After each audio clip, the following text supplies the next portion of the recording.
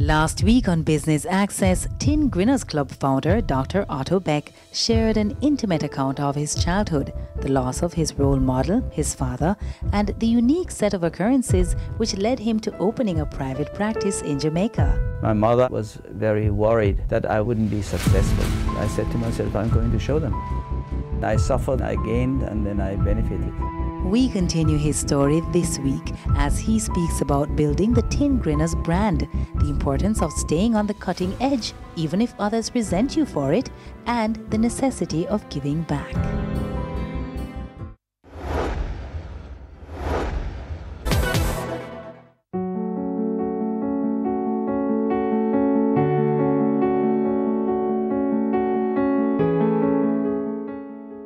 When I arrived, I was the only orthodontist in Jamaica, but there had been other orthodontists who had all left during the 70s.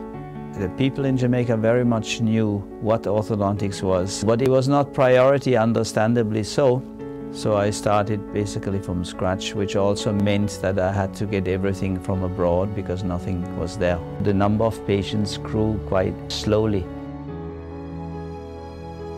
The relationship with an orthodontist is different from the relationship with a regular doctor, because once you engage in treatment, you stay with that orthodontist for about 2 years or longer. They of course ask themselves the question, I am supposed to spend money on this guy and tomorrow he's gone. One question I was asked for years, asked by every single patient who needed braces, but are you going to stay?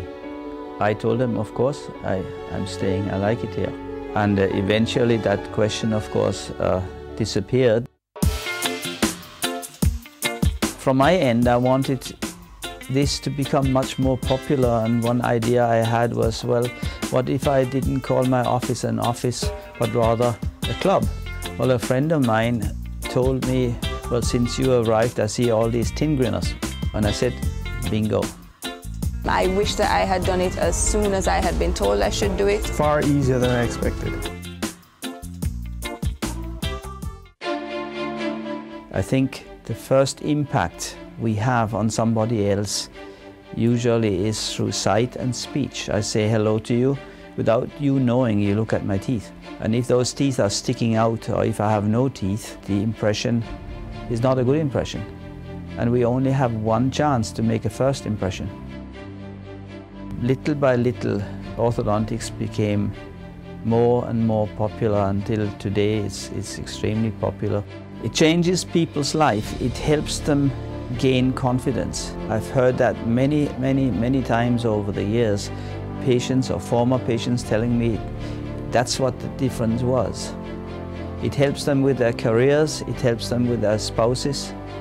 It may sound wrong, but if you have straight teeth, you will be more successful than when you have crooked teeth. Made me a different person. Walk taller, you feel better. I say you'll get on with girls pretty good. Especially if you have $1 million smile.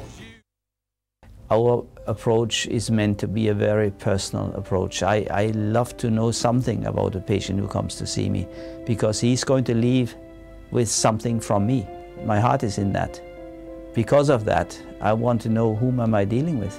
Is a person that is striving like I am? Is a person who is not confident enough? Whatever it is, I like to know something. I depend on that, but it also makes a difference, I believe. One day I walked outside and Mommy was getting the new appointment from the receptionist, and little Johnny, about 3 or 4 years old, stood in the corner and he had grabbed a pencil and he was writing on the wall. And I saw his face and he was happy. And I said, why not? So we started this, every patient please write something on the wall. Then we thought, why only write something? Why don't we put their pictures up? And we started doing that and they loved it. We felt that if we do that, we can accomplish what we really want. We want them to feel that they are part of this. One of my favorite places in Jamaica is a place called Silver Sands. And I used to go there every weekend of life, and I enjoyed the beach and the sand, and I then decided in my next life I was going to be a lifeguard on the beach. But here I was an orthodontist.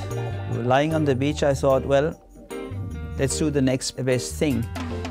Later, I will buy an old bus and I will turn it into a dental office, and I will go around places in Jamaica and I treat them for a pound of banana and some yum, and I live that way.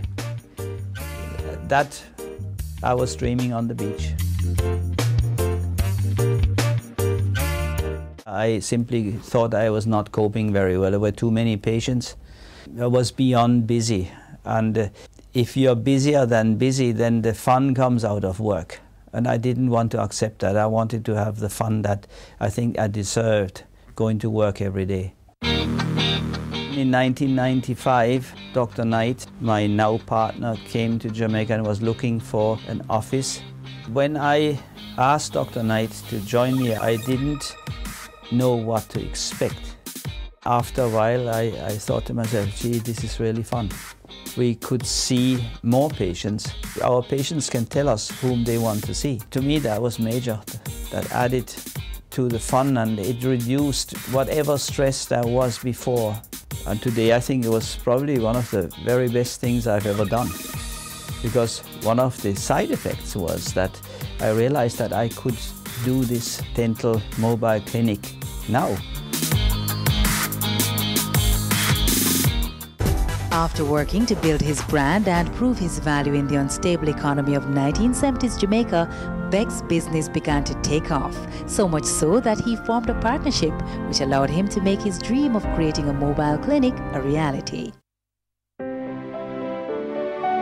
The idea to have a bus was not commercial. It was just combining things that I love doing.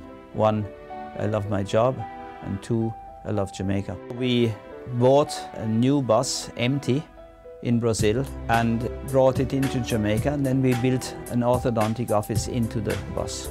Since September of 2000, we've been going around North Coast, South Coast, and 4 Kingston schools. We, of course, see patients that would not be able to come to Kingston. We see many patients who prefer to be seen on the bus. It's a fully equipped office, 3 chairs. We also have a little cinema that we run whilst we are treating patients. So we're having a good time, and the economic benefits are substantial. When you are in good shape, when you make money, when you live a good life in a society like this, you should also give something back. I became a member of a group that looked after the street corner boys, which you could see at Trafalgar Road at the stoplight, wiping windscreens, and asked for 10 cents at that time. A Peace Corps volunteer friend of mine had started this. He taught them reading, writing during the day, and then every Monday morning I took my little car, went to the stoplight and took 3 or 4 of them and went to the dental auxiliary school and treated them. I did that for years, and when the YMCA burnt down and my friend had left for the United States, there was no follow-up. I'm in touch with those street corner boys that were not killed over the years, and I've witnessed the death of, I think, at least 5 of them. They were either killed by a neighbor, by a friend, and I have to say also by police. But the ones who are alive, I frequently see 3 or 4 of them. Guess what they're doing today? The white windscreens. It felt awful. But you get used to that, and I got used to it. They are not violent, and I think that was the positive effect that all of that had. Their kind of life has impacted me in that I know to live you don't need a lot. The question is not so much how to survive. I learned that many years before. The question is if you're ambitious, if you want more, if you want education. They don't question their life, they just live it. I have been involved in treating cleft palate children, in treating children from the ghetto in a program that we created at the JDF. It went on for years until the dental auxiliary school closed down, and Bustamante Hospital had chairs that broke down. In the last few months I literally sat on the ground treating cleft children. Cleft palate is a situation where the lip, the jaw, the palate do not fuse. They are very often, especially in the countryside, hidden away because they look at their children as retarded children as well. They don't do very much, they don't do very well in school if they go there at all. So from my end, it's a real disaster and it has to change.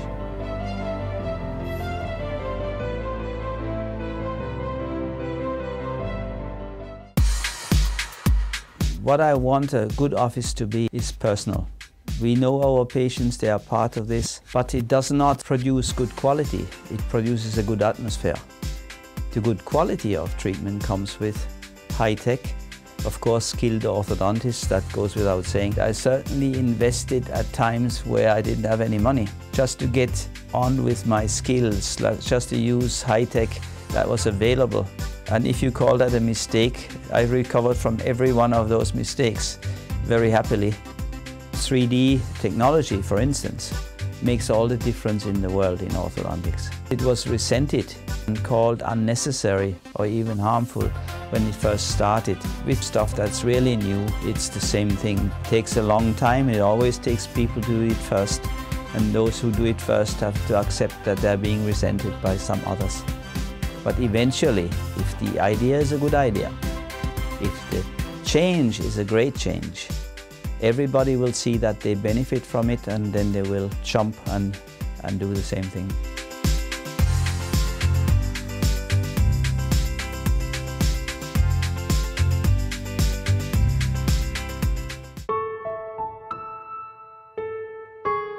Ginny, my wife, I met as a patient. She came for orthodontic treatment. Eventually I treated her, and then I learned that she was a radio announcer. Well, one day I asked her, can't we develop a program that you promote on your show about oral hygiene? And she said, no problem. And once a week she did the 2-3 minutes promoting toothbrushing, whatever it was. This is how it developed, and you know, how do things go? One day we were finished early and it developed from there. We have 3 children, and my 2 daughters are in California in school.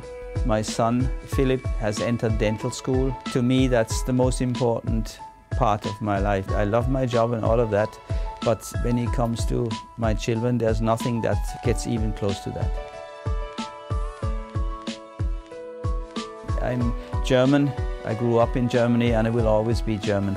But I have come to like Jamaica, and I've become Jamaican in a way that I live a lifestyle that in part is Jamaican. I certainly feel at home here and not back where I grew up.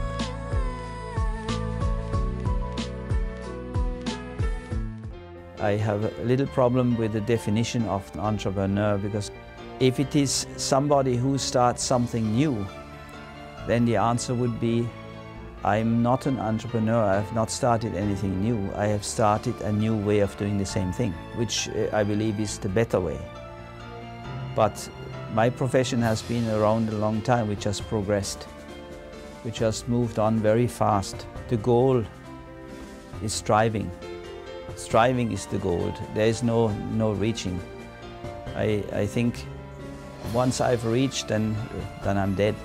Hard work is an everyday thing, and if I don't work hard and if I'm not successful, then I'm not happy. Looking for happiness in life, I think, is everybody's goal. And if you ask me if I'm happy, I would answer loud and clear yes.